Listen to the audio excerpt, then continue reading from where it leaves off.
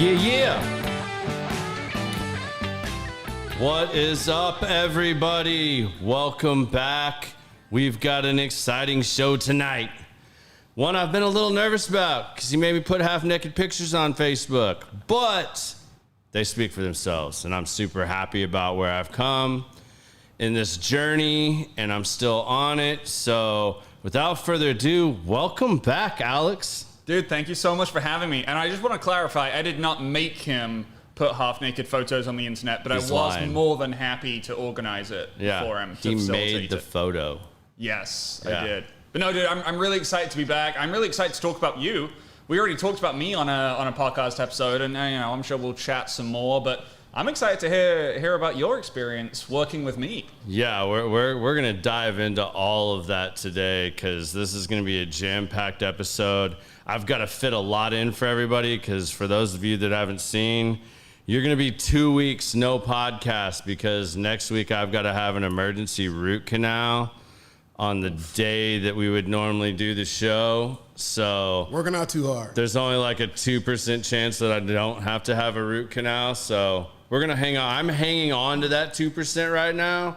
But for safety precautions, I just said, you know what? We're just going to wait till I get back in town after that because I've got a work trip the week after. But without further ado, what's up, Biz? How are you doing, man? Life is better. Life The is last better. 2 weeks have been absolutely crazy. Biz got a little man escape. Biz got to go away and like do some Biz time. Dude, that sounds like a lot of fun. It was kinda, but my time is never my own. So, but I got out of Dallas for a minute, went back home. I hid in a hotel for like 3 days, did some work for this, did some work for that, and smoked a lot of cigars. I'm cool. And I went to the gym. I went to the gym when I was there. I'm proud of you. I did. We talked about that last time. Yes. I haven't stepped up to the whiskey workout, but I have been, and because of him, I've been on my shit. There we go. We That's good. all we can ask. Yeah. And by the way, happy birthday, brother. Thank you very You had much, a birthday man. the other day. I did. It was yesterday, I think. Oh, happy belated. Happy Same birthday belated, as man. my mom. My mom Yeah. turned, I'm not going to say it, she'll kill me. She's probably listening right now. But yeah, 29. my mom had a big birthday. That's awesome. Yeah, no, I guess we'll say like I'm 29 years old, which I don't love my age being out there publicly because I think when your age starts with a 2, no one necessarily takes you seriously because they assume you don't have your shit figured out. And there's elements of my life that I absolutely do not have figured out. But, professionally, I'd like to think I'm on the right track. Well, I'm going to throw this out there. I'm 43, and you have your shit figured out, dude. And as bold as it was for me to put a picture of me and my weight loss journey on there, I want to commend you for the post you put out there like a week ago because not a lot of people will talk about mental health and put themselves out there. And this cat put out a post, man. It was like, hey, had some shit going on. Everybody thinks my life is just, Coach Alex giving you the motivation and everything else. But like, I have shit too. And if you have never seen a therapist, you might consider it because it's helped me a lot. Whether it's my personal life, my relationship, my business coaching, stuff like that. So like, I want to commend you on doing that, man, because that takes some guts to say something like that. Yeah, I appreciate that. And, I think it's important to, like, I'm in the physical wellness space, right? And physical wellness and mental wellness are so closely linked.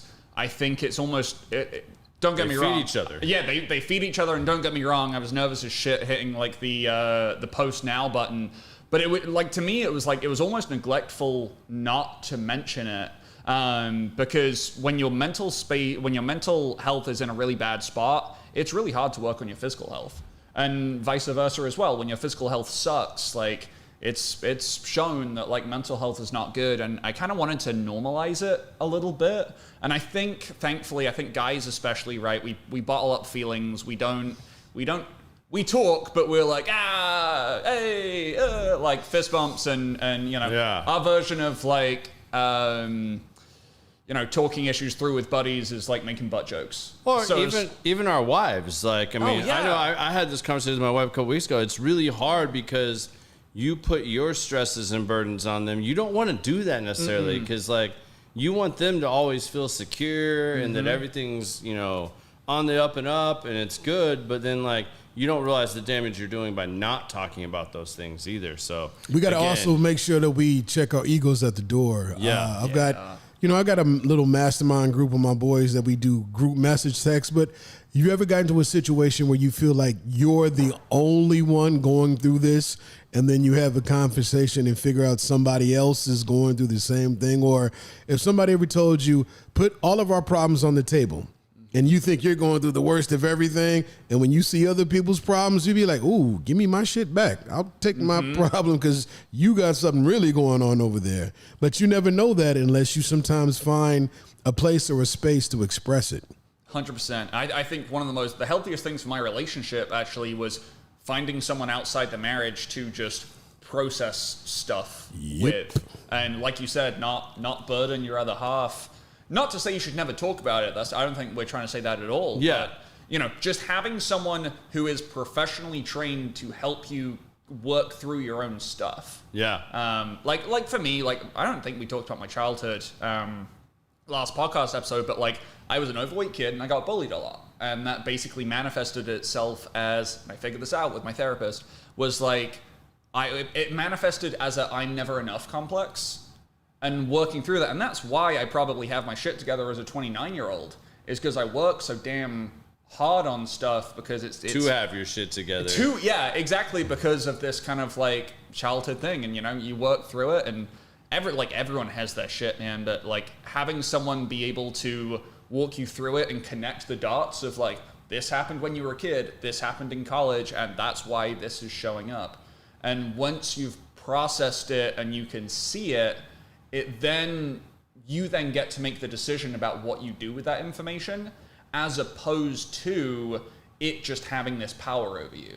Right. I mentioned this in my post in case anyone hasn't seen it, which probably most people haven't. But therapy is coaching. I'm a huge believer in coaching in general, whether it is physical health, mental health, business health. Wealth accumulation, creation, investing. Yeah. Humans get in their way so much. It's really hard to succeed without someone on the other end of a phone or a Zoom or a table just saying, here's what you think is happening. This is what is actually happening. Yeah. Let's work with this because you can't see through your own stuff. And if we bring this circle all the way back around to your journey and weight loss and stuff, I can think of stuff right off the top of my head, and I know you'll go into it, of you thought you were doing this, which was helping you lose weight, and then I was on the other end of a Zoom call going, that thing that you think is really helping is actually doing the exact opposite. Yeah. Let's dive into that. So let's start with, I'll give the recap.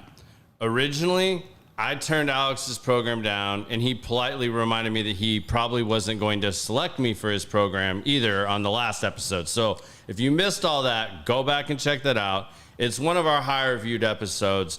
Everybody wants to know about how I can drink whiskey and lose weight and start looking better and get in better shape. So without any further explanation, it's a pretty big show that has had a shit ton of views. So, I personally went and tried another program. I will say it because I know he won't bash anybody on here or anything like that, but I chose soda.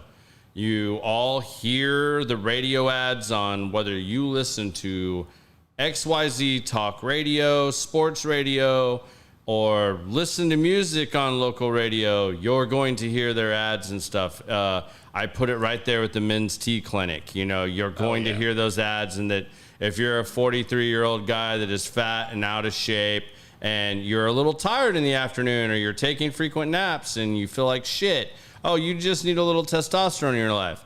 Another bad idea. I'm going to put this out there for any of y'all that want to hear this or are doing that or considering that.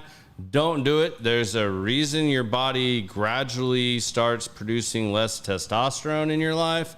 And that is not the reason you feel like shit. The reason you feel like shit is because you've let your health go to shit and you're not functioning like a human being should be functioning in your age or demographic. You need to take care of you. It is not some magic shot that you go get once a week and you can still have the same habits and routines and it's going to do jack for you.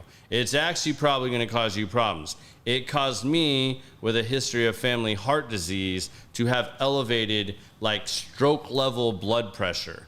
My heart specialist literally said, tell all your friends and you, get off this shit right now. I don't want to see you on this. If you continue to be on this, you're going to be on my table in a very short manner of time, and you're either going to be getting a valve replacement, a stent, or something else done with your heart.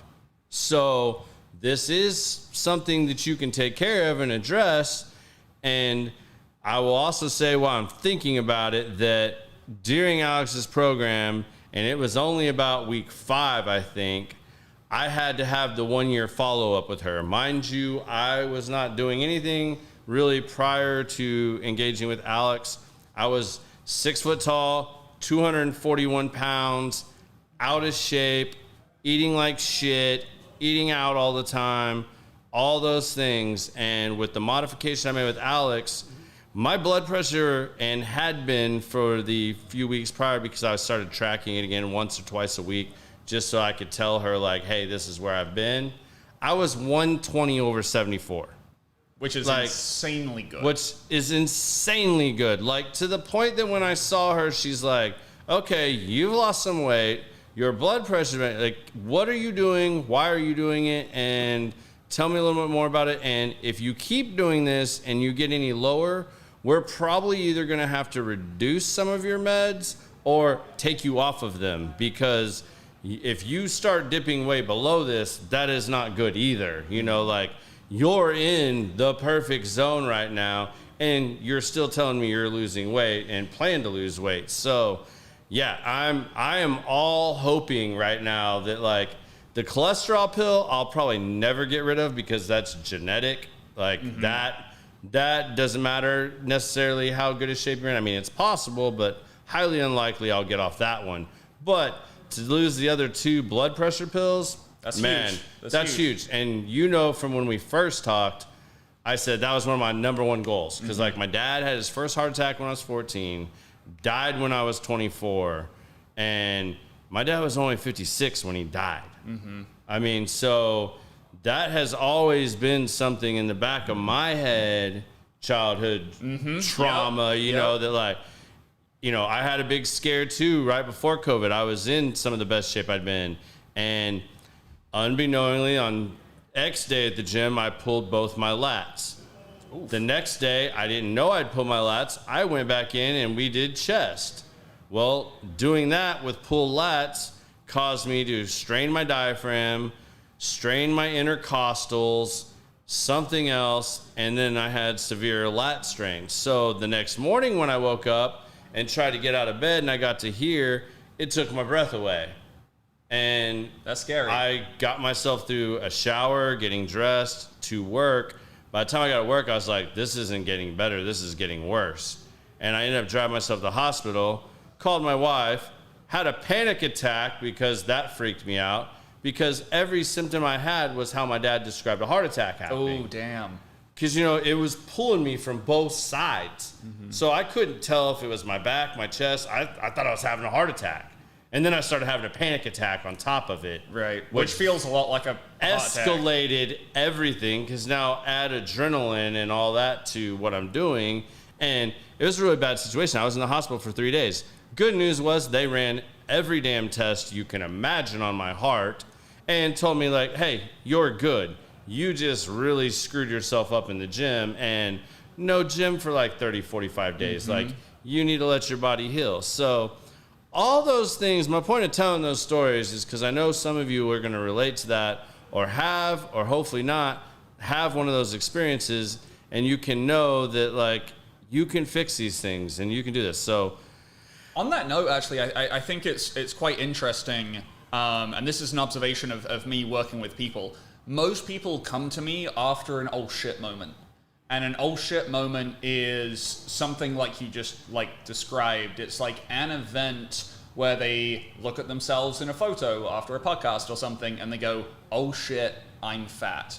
or they go to the doctor and they go, oh shit, I'm probably going to die if I keep this up. And I think there's something just interesting about people, right? For anyone who's a coach, they can kind of relate to this. But like, people are just weird. We're not always logical. We're really comfortable in our bubble. And as long as our situation isn't like actively threatening us, it's like, yeah, we're just happy chilling out 50 pounds overweight. Like, you know, I'm not going to die tomorrow. That Whataburger still tastes really good. I'm not giving that up. Exactly. And, you know, I think one of the big things that people have hang-ups on when it comes to making a change is they assume that to lose the weight, you've got to have these massive shifts out, like the diet that you were on before we started working together. It's like, because I remember I was curious and I asked you to send me over the list of eat this, don't eat this. And some of the stuff made sense, sure. Some of the stuff blew my mind. Like, I think sugar-free gum was on the do not have list. Biz is making a face, and I made the same face. But like, just weird stuff. Like, I think carrots was. It was all like really weird stuff to keep you in such a caloric deficit. Yeah, like, it was crazy. Their principle, and like, I still think it might be good for some people that like if you have to have a surgery or something like that, it's just like the Atkins diet or a lot of those other things where if you need to drop a lot of weight really fast and it's not necessarily about keeping it off, it's so you can have a surgery or something like that. I think some of those may serve a purpose in a very select. It's going to be like 2-3% of people who want to lose weight. Like, I don't think that's for the majority of people. So yeah, I would steer clear of that stuff. And the other big reason that I didn't choose Alex originally was group. This is group training, right? Like, and I've always worked out with personal trainers and stuff like that where it was one-on-one. And I was honestly like kind of halfway scared to death that I wasn't going to get the attention I felt that I needed. I wasn't going to have the push or the drive or the motivation that if I didn't have that other accountability partner there all the time, that I was worried I wouldn't do it. And this is really interesting. And this is, you know, when you own a business, when you have a process, you're always implementing feedback. Based on like our whole process, I no longer describe it as, because I used to describe it as this is an individual program done in a group setting. Because basically I would run the program in groups and, you know, you get one-to-one attention, but we do it on this group timeline. And now, because that verbiage, which actually really isn't representative 100% of how the process works, I now describe it to people as it's a one-to-one coaching process, but you also have a community of other people going through it with you, which explains it, I think, way better. Absolutely. Because, I mean, I've made friends with people that I don't even know where all they're located and stuff like that, but we all went into the group together, we went through it together, and I didn't think I'd participate a lot, that I had a lot of extra time to do that. I get on there and bullshit with these people pretty regularly. I mean, there's a lot of conversation about barbecue as well. Like that has popped up a ton. Food, poker. Yeah. I mean, there's lots of stuff. I mean, we make fun of each other. I mean, I think my favorite is Forrest. Dude, Forrest he's a blast. He's so funny. This guy Forrest is a beast. Like, at first I saw these like amazing breakfast burritos he was making every week. So I stole some meal prep ideas from him. Mm-hmm. And then this dude's like doing push-ups on job sites and all this other stuff. He's a home inspector for reference. So he has like 2 jobs a day. And basically he was like, when he was telling me about his, you know, his on our graduation call, it's like we talk about the process. And he was like, when I first started, I could barely do push-ups from my knees. And now he's doing 120 push-ups just like over the course of the day for fun in addition to his workout. So it's just like, seeing like the mental transformation of people, you know, yours and Forrest and lots of other people as well. It's just, Corey's done amazing. Corey's done amazing. You know, there's lots of really cool stories kind of within the group. And I think those personalities just add to the experience, which is why I want it to be not a group, but a community, because, you know, you and I get along great and we have really productive chats in terms of coaching, but like, I can't be that bullshit person for everyone, and it's wonderful to have a group of people to share that with. And like, I like cooking steak, but I don't know jack about barbecue, but I know Dan and Ryan and Josh, and they all do. And it's like, hey, cool, like let's chat about barbecue for a little bit. Yeah. And I think it makes the process so much more than just I'm here to lose weight. It's absolutely. We're all here to improve ourselves, and let's have some fun while we do it. On the note of breakfast burritos and meal prep, I think, one of the questions I wanted to ask you was comparing how you did things on soda versus how you did things in whiskey weight loss. Which one felt easier, and did it feel easier than it should have based on what your thoughts were coming into the process? Like, when you came into whiskey weight loss, did you think it was going to be harder than it actually was? Okay. Yeah. First off, before I answer that, I will answer that, like, absolutely, and that's a good transition. For those of you wondering, though, like, I want to make sure we get people's attention here and stuff like that right off the bat. So, 241 starting out. I am now floating between 218 and 221. So I have lost like 21 pounds of fat off of me. I have dropped 5 inches off of my waist. I posted the photos. Go check them out. This is 8 weeks of Alex's program. I am doing the follow-up program, and we've tweaked it and modified to some of my goals and what I'm doing and the amount of experience I have in the gym, which Alex was all about helping me do and making it work for both of us. So that also is obtainable. I lost like 5 inches in my glutes, 5 inches off my waist. You went up in chest and biceps, right? I went up about 1 inch in biceps. I went up almost 3 inches in chest.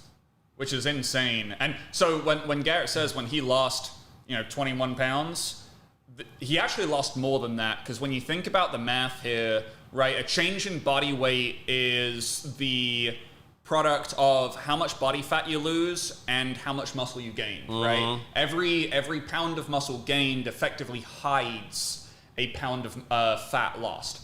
So you lost 21 pounds of fat, but you also lost additional fat, which has been covered up by muscle gain. How do we know that Garrett built muscle? It's because we measured his biceps, right? We measured his chest. If your chest and biceps are growing... We did not. My wife did. I'm giving her credit for this, because this is a huge pain in the ass to, like, measure yourself. Even with the fancy thing from Amazon, that thing sucks, like, getting the little thing into the, like, holder. Yeah. And then if you do it without doing it, then you forget that there's a 2-inch difference because of the piece of equipment. Like, I want to give my wife some credit here, because I had to wait till, like, Sunday and find times that I could make that work with her. Yeah, and you definitely can do it by yourself. It's just... It sucks. It's tedious. It's tedious, yeah. There's definitely, like, harder things to do in the world, but it's not, tedious. Yeah, it's tedious. It's just kind of a pain in the ass. Yeah, but all that to say, you lost 21 pounds and more that we didn't see. Yeah, because, muscle gain, you can't... There's not exact calculations for all this stuff, but... The scale doesn't lie, whether you like it or not. Like, it's still there, and I'll talk about that probably next. But to answer your question, you said what? So soda... How long did you last doing soda? 3 months. It was a 3-month program, and the last 2 weeks, I guarantee I didn't do as much because I was traveling. It did not work with my lifestyle. And I felt miserable, like... The only satisfaction was the fact that I lost 4 to 7 pounds a week on that. That, like, mentally, that was the only satisfaction, because eating the food was miserable. So basically, you have a really small meal in the morning. They don't want you working out. They want you to walk for 30 to 45 minutes minimum a day. That way you're getting in. Because they have you in such a caloric deficit to lose the weight that if you went and expelled a bunch of energy doing a workout, you're going to be starving, and you're going to eat, and you're going to overeat. So they don't want you doing that. So you you have these huge calories. Like I was on like 1,200 calories a day, which is for any geeks out there. I know Jonathan last week was on here and he was talking about his exercise science degree. Yeah, like if you are consistently below your metabolism or your resting metabolic rate, which is just the amount of energy your body needs to keep the lights on. Which mine's like 2,300, I think was mine. Like my goal on when we do the chronometer is like 2,300 calories. Yep. I try to stay around 1,800 throughout the week because I know 2 days I'm going to have a 10% variance roughly that, goes up. It allows me to have a night where I have some drinks or I go out and eat a little differently. But for the majority of the week, I'm at or below right around 1,800 calories. Which I think that's a great number for guys generally, right? You tailor it based on size, but I think generally 1,800 to 2,000 is a good number. But if you are consistently below that resting metabolic rate, like it really messes with you. Like you feel physically, like shit. Psychologically, like you are literally not giving your body enough energy to function. So it is catabolizing itself at an amazingly high rate just to stay alive, which is why you feel like crap. And you're not burning the storage of fat as much. So you do both. You will definitely. No, I think you hit a point though, because like remember I had the week where I skipped a day at the gym because I had shit come up, which was like the only day I missed completely in the 8 weeks.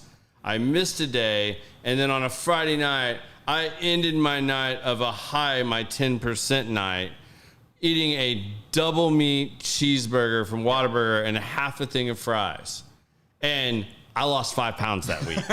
Like, that is like, hold up, wait, what the fuck just happened? So this is a really fun segue to the reason why we do the tedious measurements. And this is, Garrett was alluded to this earlier, and I think it's really important to address this, but your body weight will vary day to day, week to week, and it is not always 100% representative of your progress. No. Because when Garrett started this process, now, he had been primed to have a mindset that if you're not losing 4 or 5 pounds a week, you're failing. And I didn't realize how much that was ingrained in me in the 3 months that I did that, but as much background as I have in working out and training and coaching, I didn't realize until we were like 5-6 weeks in how bad that truly was, because I was good enough most weeks to not check the scale more than twice a week.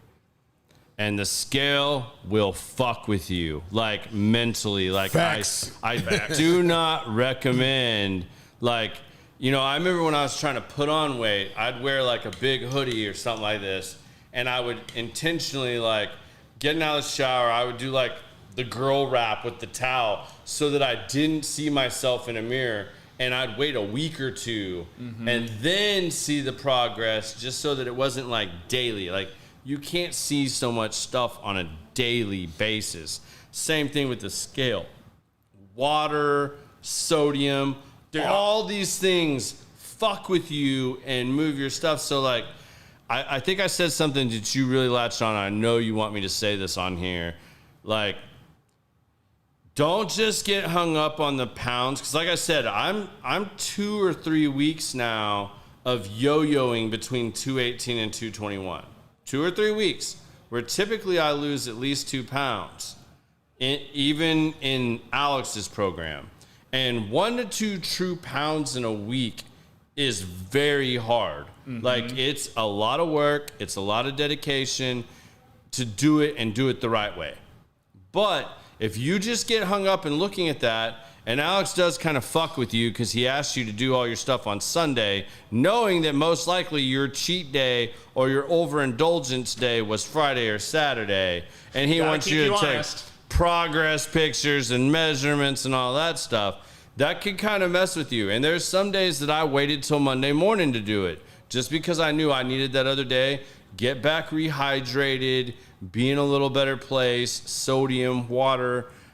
That was just me mentally doing that. But do the measurements. The measurements are like, that would be my biggest advice early on. Don't skip out on your measurements and stuff, because you could be discouraged in that week from stepping on the scale.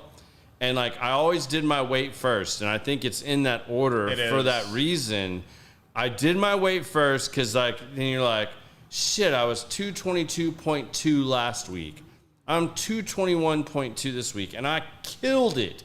How am I only down a pound? I'm like, all right, wait. Now, hey, Sarah, come help me. We start doing the measurements and stuff, and it's like, oh shit, I lost 2 inches on my waist this week, 1.5 inches in my glutes.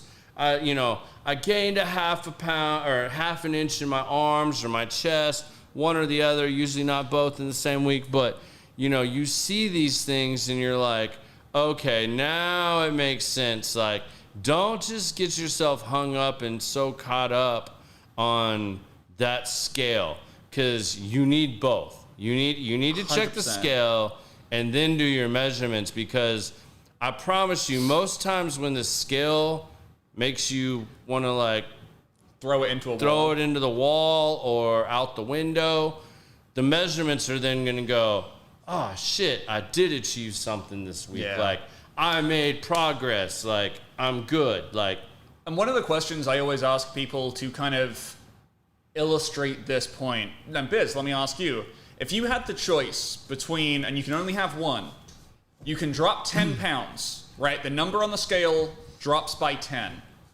Your waist doesn't change. All right? The only thing that changes is the number on the scale.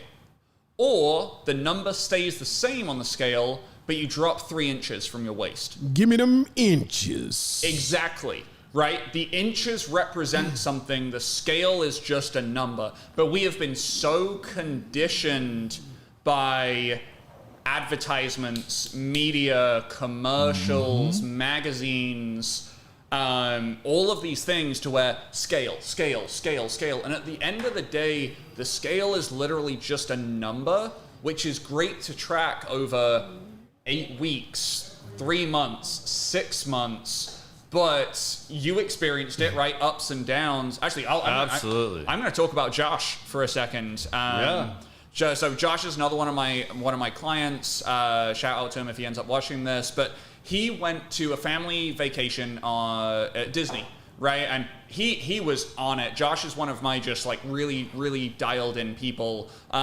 He was doing like protein bars for breakfast. He was having fruit and healthy snacks throughout the day. He'd have one kind of main meal at the end of the day and about 2 to 3 drinks. And you're at Disney, so he was doing like 15 to 20,000 steps a day. This boy was moving. And he gets back from Disney, does his measurements, does his weight, and he's like, dude, like, I'm up 3.5 pounds. I crushed it in Disney. And he was telling me this with confidence. And I can kind of, you learn to read people, and it's like, I could genuinely tell he was into it. And I was like, I don't have a good answer for you other than wait a week and see what happens.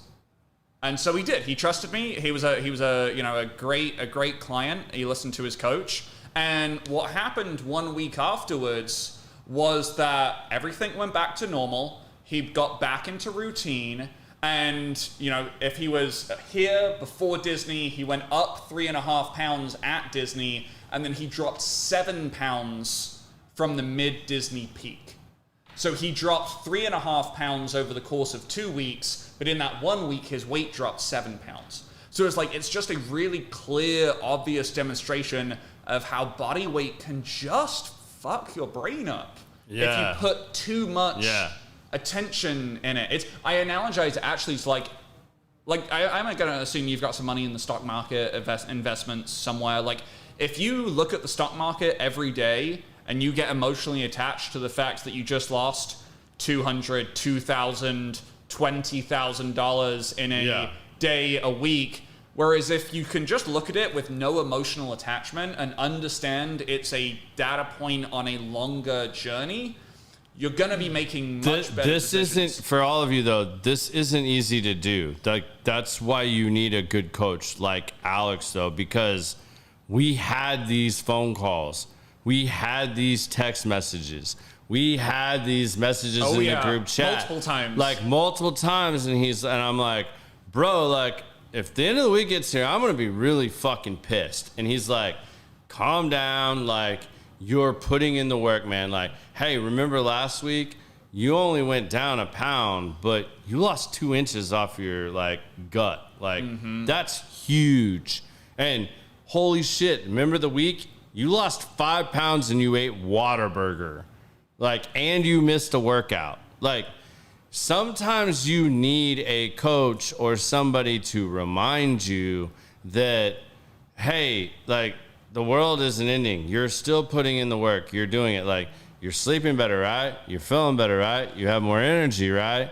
Like, quit just getting hung up on the scale. Like, it's going to happen. I mean, look what happened over 8 weeks. Like, not all those 8 weeks were, you know, woo, yeah, Alex. They weren't all rosy. You know, they weren't all rosy. Pretty and sure just Garrett like, was cussing me out a couple times. there were several times I was dog cussing Alex. Like, I was using my best British accent, like using like wanker and other words just to like vent because I was so pissed off that I was like, I killed it. I was below 1,800 calories every day this week. Like, even on my cheat day, I didn't get over 2,200.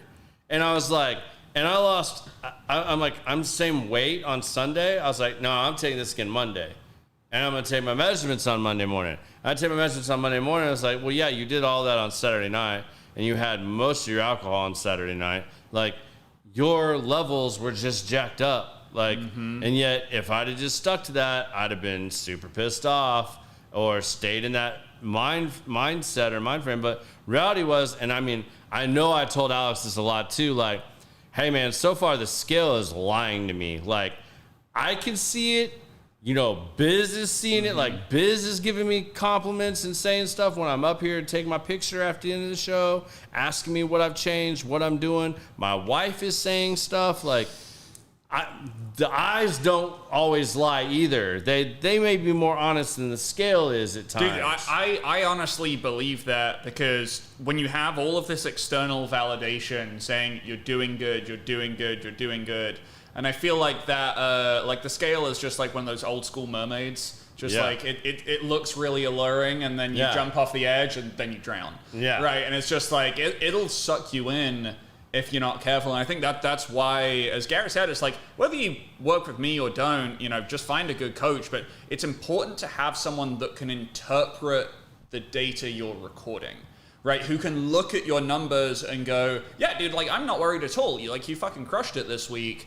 While you're over here in, you know, kind of self-pity world, just being like, the world's unfair, I'm doing the right thing. The scale is a demon. Why aren't I skinny yet? Like, and sometimes you just need someone else to be like, you see this, and this, you're nailing it, keep doing it, and eventually you will see the thing that right now you're hung up on. And then when you do actually see the thing you're hung up on, like, it just validates the whole process. So absolutely. I do want to circle back, Garrett, you know. Yeah.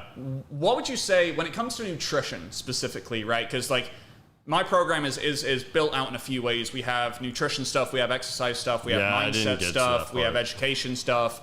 But, like, nutritionally, what would you say are the biggest lessons you've learned going through this process? And, like, don't hold back, because I want everyone to watch this podcast to, like, get the real shit. No, for sure. Absolutely. And I think we've just dived off in some other things here off and on. But when I said soda had you in an extreme calorie loss, like, that's just not manageable. Like, even if you do it for 3 months, like, that weight came on quicker and with a vengeance. The minute I stopped doing that stuff, like, it was back so fast. Like, like, it was like, I just spent how much money and 3 months of my time, and this is all back already. Like, it was super demoralizing. It was super frustrating.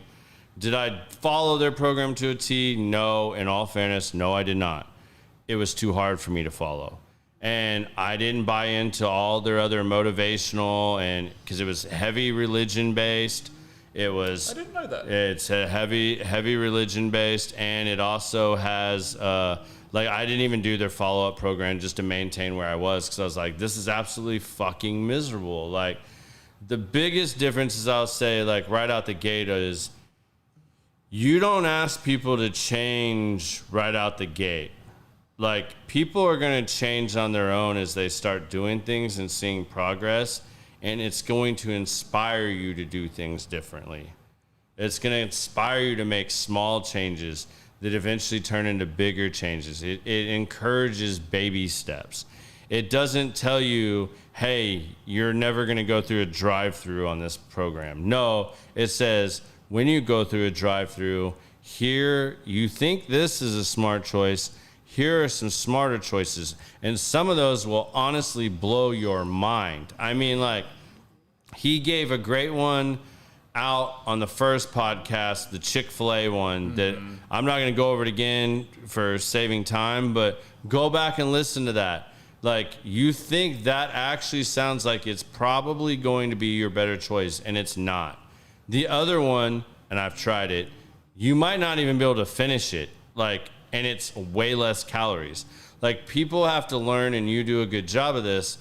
When you're losing weight, it's calories in, calories out. How many calories do you burn in a day? If you're doing the work, you got to manage your calories. You cannot out-train a shitty diet. So you have to know what your calories are. Now, there may be things that you think are healthy that are not healthy calorically. And learning those differences are very huge in your journey. I feel like my results are great for 8 weeks. I think I would have like killed this even more. And it's one of the things Alex and I talked about, was making a few adjustments so that others of you that do this program can kill it more than I did. Big one.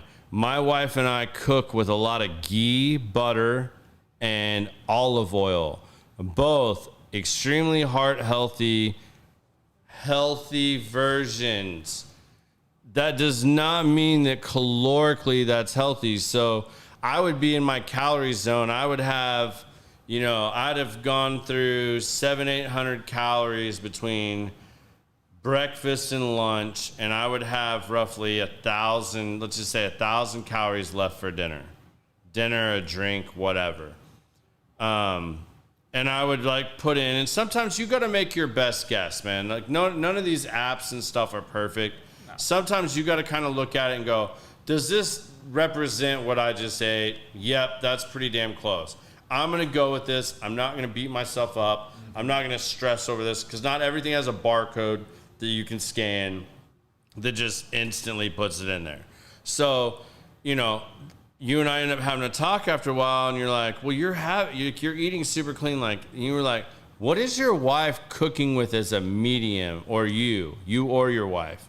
And I was like, man, mostly olive oil because it's heart healthy. And you're like, that's 120 or 140 calories per tablespoon. So if you put 2 tablespoons in the pan and then you drizzle some on top as you're cooking it, you just got 400, 500 calories roughly right there added into your healthy, heart healthy vegetables that is still healthy, but calorically when you're trying to lose weight does not help you jack shit. And I want to add on that, because Garrett made such a good point about differentiating between what we consider like heart healthy versus the impact of calories. So I think a lot of this heart healthy stuff comes from like the Mediterranean diet full of olive oil and da-da-da-da-da-da-da-da. But that is often when someone is already at a healthy weight. When you're already at a healthy weight, you have a bigger calorie budget because you're not trying to be in a calorie deficit, and therefore you have more calories to play with. So if some of those calories come from olive oil, which is, high in certain types of fat, which are generally considered good for your heart, great. When you only have, depending on your size, somewhere, between 1,500, 2,000 calories, right? When you have a relatively smaller number of calories to play with, you have to be really careful in terms of making sure you get full and you get sufficient nutrition from those calories. Because if you have 4 tablespoons of olive oil, that could potentially be 20 to 35% of your daily calories. How full do you get from 4 tablespoons of olive oil? I can tell you right now, not very much. Shit.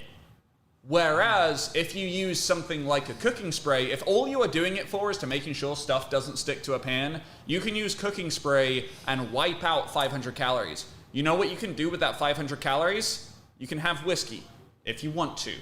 Or if you want to have chicken, steak, veggies, a baked potato, portion of what you're having. Exactly. You want a 12-ounce pork chop instead of an 8-ounce pork chop.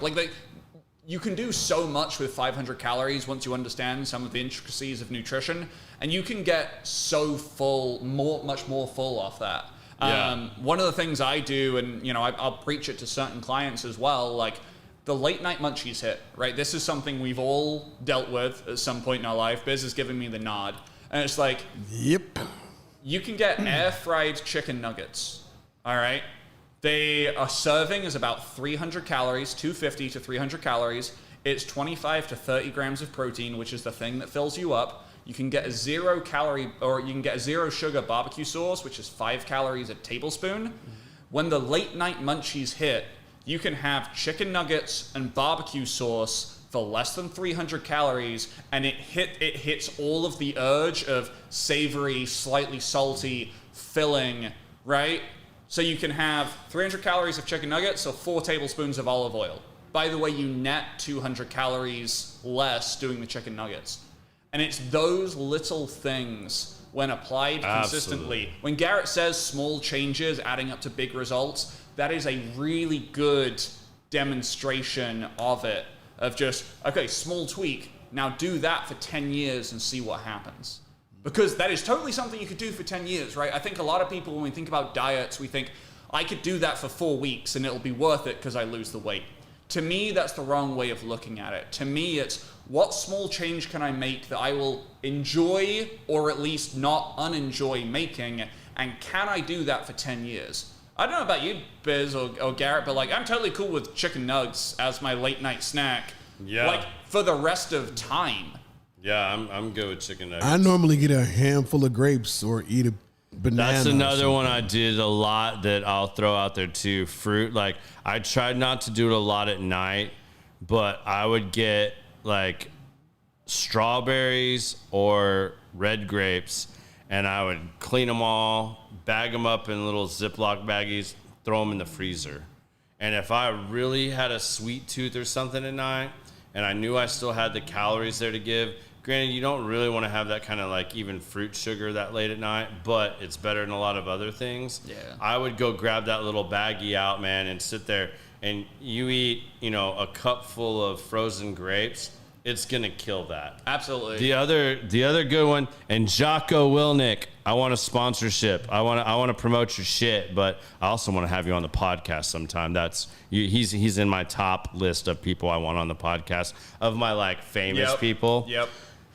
I've shared this with the group, and yeah, dude, help yourself. I brought some treats up there tonight, damn. so that's a golden one there. I want to see your reaction to this later on. All too. right, deal. Jocko Wilnick, you guys know, Navy SEAL, speaker, podcaster, has his own supplement companies. He's involved in Origin, a lot of other things. And I've had so many protein shakes from you name it when I was trying to put on weight or lose weight. Most protein stuff tastes like shit. A lot of it does. A lot of it does. Jocko Mulk, man, pre-containers already mixed. I throw my creatine in it. That's what I drink after my workouts every morning. The main flavors are chocolate and banana that I go with. He just released a cookie that is a protein plant-based cookie. Man, drink one of these. Drink what I've done this at night too, or if I know I'm going out to an evening with friends and there's going to be a lot of really tempting things there that I would want to eat and maybe I want to eat less of, I will slam one of those protein shakes and eat a Jocko cookie, chocolate chip cookie with a banana shake. It's like 350 calories, like 50 or 60 grams of protein. I promise you're going to be really full. Your sweet tooth's going to be covered, and you're going to go there. And yeah, you may graze a little bit and like, you know, a little bit, but you're not going to kill your diet. And I want to expand on that point, because like I always joke, right, when we were all in college and shoot, maybe as adults, like we would pregame the bar, right? You don't have any money, so you drink beforehand, so you spend less money there. We pull that same analogy for weight loss, right? If you are hungry going into a tempting environment where there is pizza, where there are cookies, where there's... Oh my God, don't say the pizza word again. It's been 8 weeks, bro. Don't do that to me again. Fair, it's all my right, one weakness. I won't. Yours and mine both, actually. But if you go into a tempting environment hungry and you try and muscle through it, one of two things will happen. You will either be miserable or you will overeat. That is pretty much it, because you're going to be looking at all of this food going, I can't have it, I can't have it, I can't have it. And either you then go home and you're sad, or you eat it and then you get the post-binge guilt sets in. It's like, damn, I screwed up my diet. Why the hell am I even doing this? So what you do is you pre-eat. You do something high in protein, low in calories, just like Garrett said. Shakes work well, bars work well, cookies work well, assuming they fit certain kind of like protein calorie ratios that we talk about.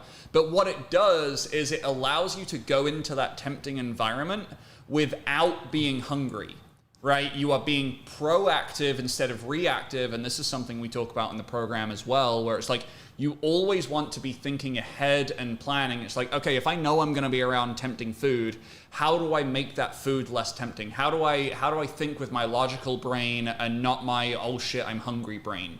You do that by going into a tempting environment already full. So you're not like, you could graze, and you absolutely can, but what you'll do is you'll stop at, you know, 1 or 2 instead of clearing the platter. You'll have one piece of pizza versus having 4 pieces of pizza. Correct. And that one piece of pizza, sorry, I just bashed the mic.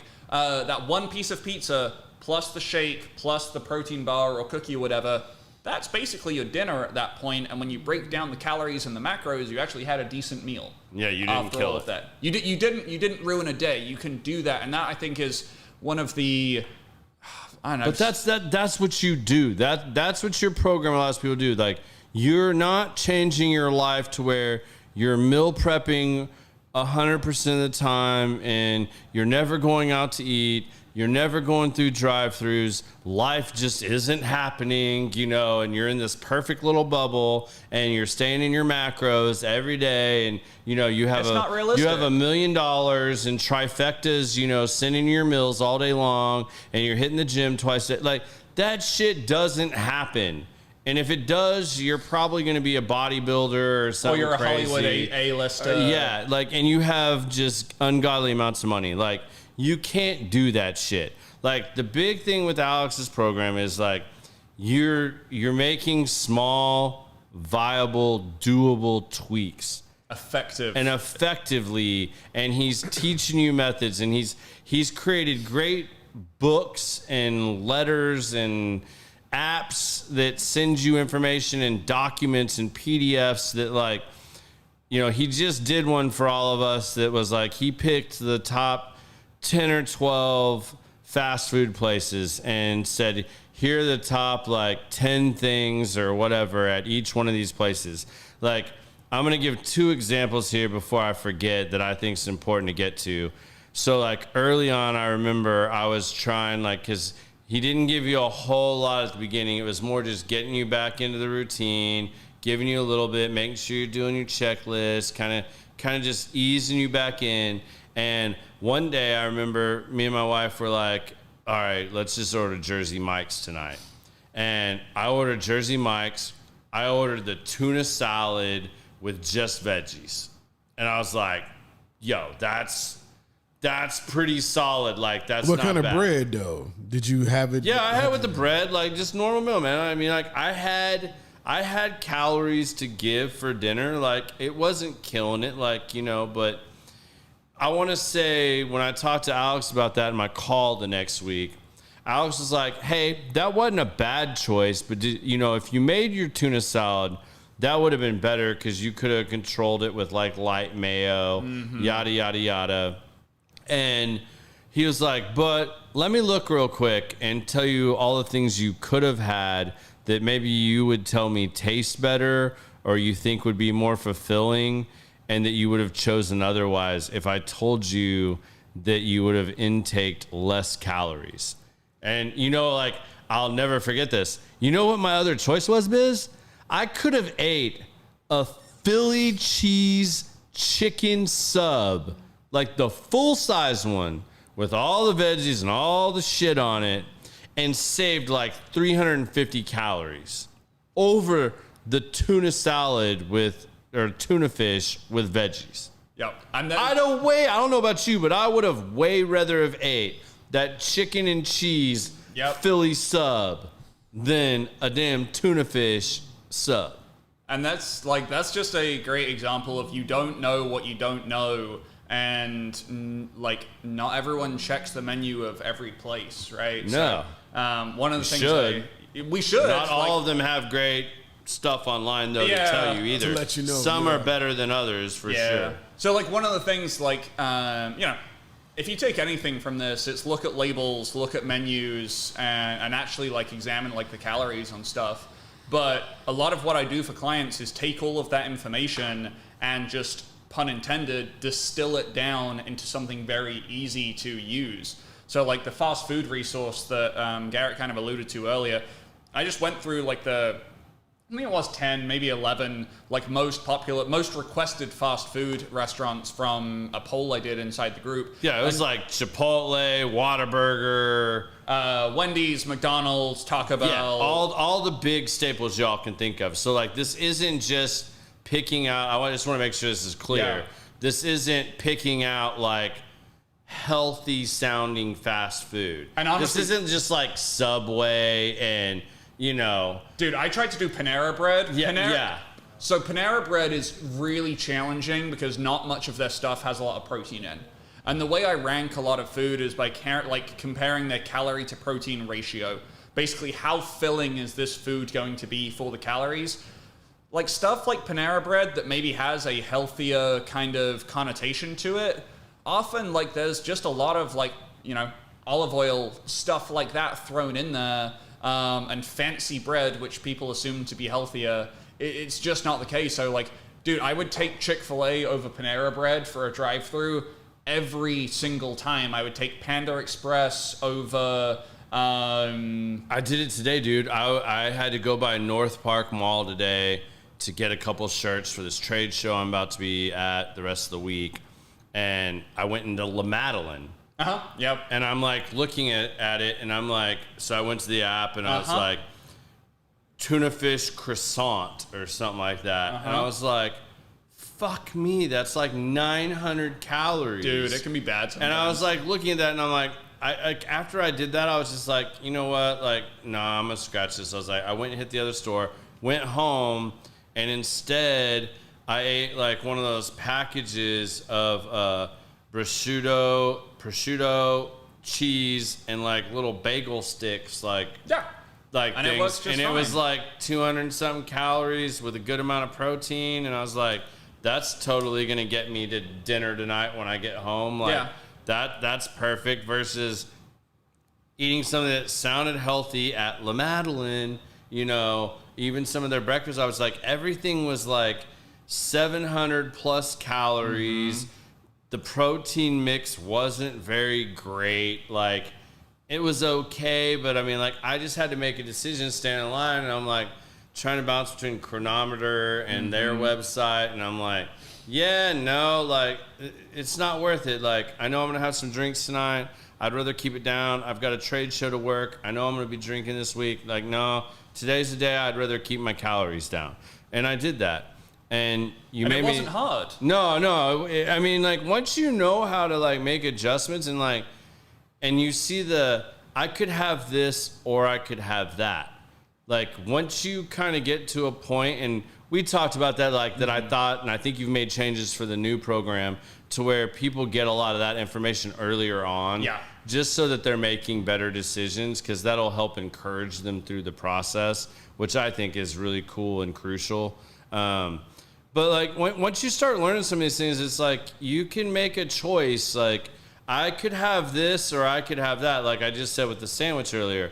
Another one that was really kicking my ass early on was I went to, I want to say Marketplace and or HEB. Mm-hmm. I bought a bunch of protein bars to put at my office mainly, or in my briefcase or in my truck, so that I had these things in a time of need to have.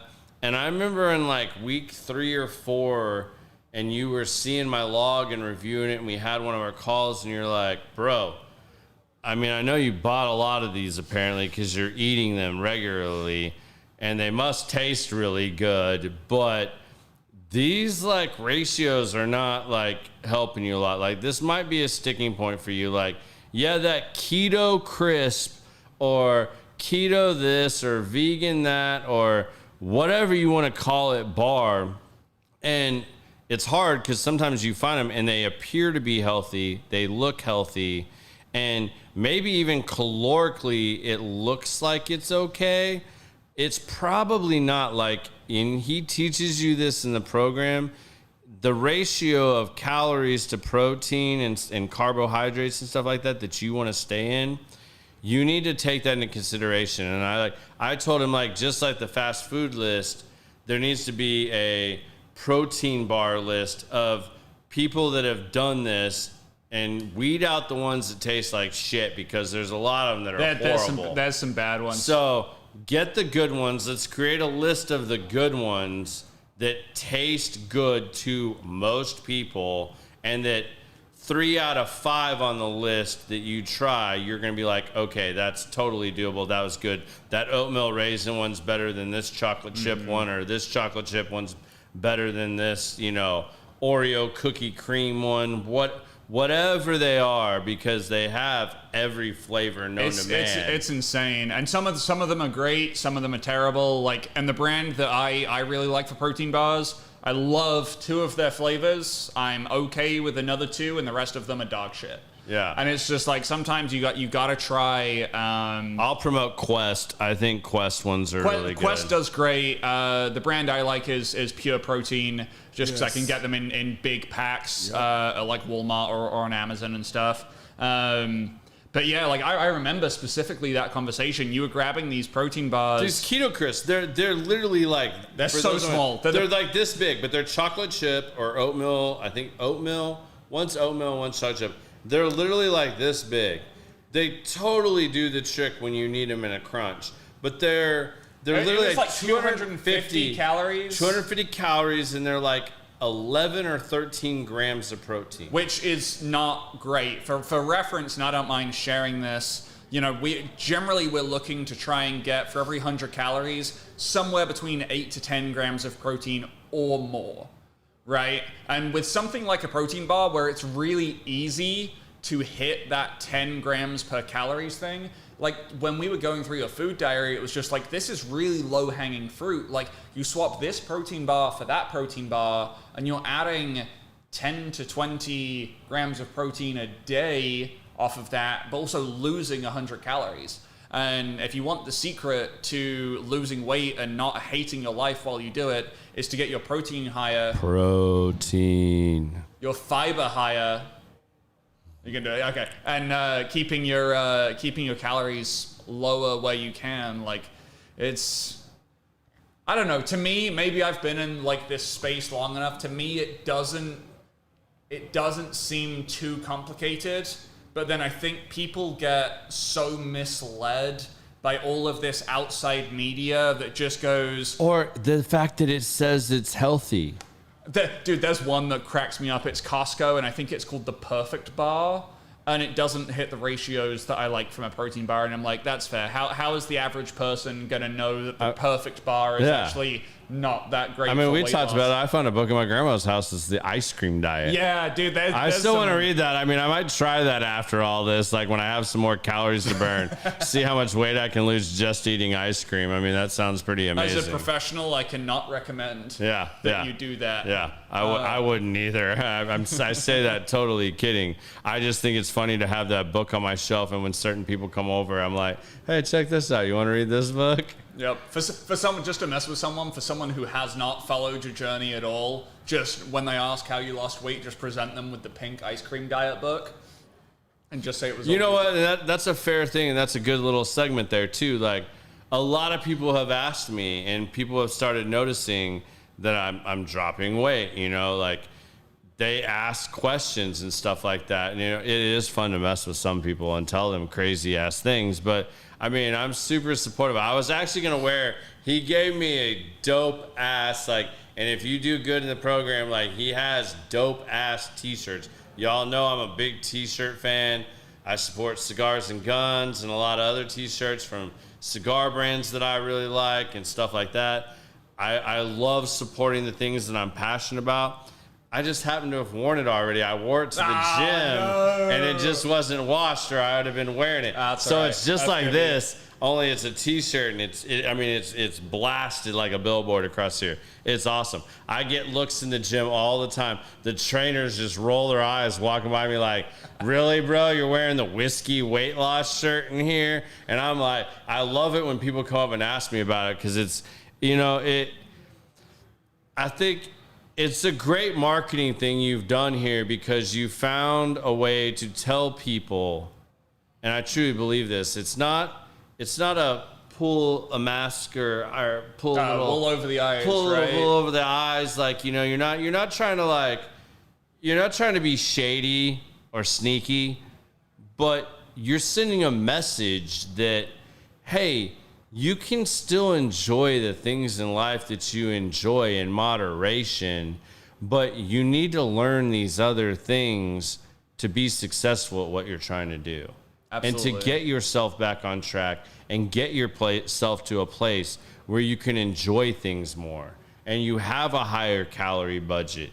You can go eat a whole large pizza if you really want to and it not absolutely kill you. Yeah, like, and for that's a great segue as well because like I have this joke with my wife that if we go out for pizza, I'm eating the whole pizza. Like you learn your own behavioral tendencies. I would for sure.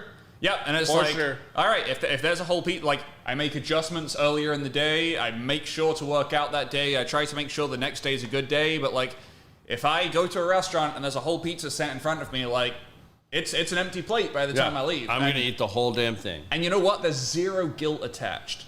Because, you know, as someone who likes to think that they practice what they preach, it's like you make the right adjustments. And, like, I'm not trying to lose weight. Like, I'm like 185, right? At 6'1" and 185, like, there's not a whole lot left of me to lose. So, like you said, once you hit that point where you're happy, you actually have a few more calories to play with. You have that freedom to maintain. And you can have a great time maintaining. Yeah. Like, you get on the other end of a weight loss journey. And you go up 5 pounds, it's not the end of the world. You know what to do to get back to it. You know what you did and what you have to cut out. Like, staying in that healthy realm is something everybody needs to learn and to just get themselves back. So I think a lot of people are afraid of the journey. I was afraid of it because of group stuff. The group thing's been awesome. Like, it's not group in the way, and he already went over that, so, I mean, I'm not going to beat a dead horse, but, I mean, give something like that a shot. Like, you have nothing to lose. Like, I can't tell you, like, I don't snore as much.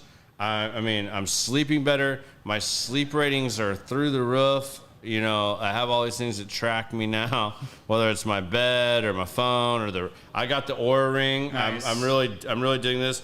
That is one thing I will recommend to people. This is an expense that one way or the other, I mean, you can do it the laborious way that I did for the first 6 weeks of the program, or take this to account when you decide to go on this journey. Whether it's a watch, a Fitbit, an Oura Ring. I'm a fan of the Oura Ring. I like it. It doesn't interfere with my day-to-day life.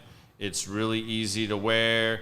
yeah, it does scratch up and stuff when you're banging weights and stuff like that. But I mean, do you really care what the bottom of your ring looks like? I mean, you shouldn't. If you do, that's on you. But, you know, find something, because now that phones have gotten so damn big, putting this bastard in your pocket while you are running or jogging or walking, like, it's miserable. Like, and it's really annoying, especially when you're on a treadmill for 45 minutes or an hour. I want to jump in real really quick for context. So one of the things we do inside the program is tracking steps. And what Garrett's alluding to is that you can track it. Like I wear a Fitbit all the time. Some people don't like wearing a Fitbit, or they wear a traditional watch. So your other options are something like an Oura Ring, or you can keep your phone in your pocket, and that will track your steps to a degree. One of the reasons that we track steps, and this is, you know, pulling the curtain back a little bit, so I think it's illuminating, is that, you know, nutrition is a huge part to help you lose weight. The other big part of it is your activity, right? So going from something like doing 2,000 steps a day to 5,000, which is not hard, by the way. It is not uber challenging to hit 5,000 steps a day, which I set as like the absolute floor for people that I work with. You know, if you hit 7.5, 10,000, great. You know, we're popping champagne and having fun. But if you can hit 5, that kind of stops your activity from being a barrier, because how much you move really does contribute to how many calories you have to play with on the nutrition side of things. And if you're burning 200 to 300 extra calories a day from moving, guess what? That's 200 to 300 extra calories that you can have in chicken nuggets and sugar-free barbecue sauce. So he's either a Jedi Master, or he played Jedi mind tricks on me, or it was because I was such a pain in the ass. I'm going to go with it's because I was a pain in the ass. We'll go with all three. And that's probably absolutely accurate. I know I'm not, or have been, the easiest client for him to deal with.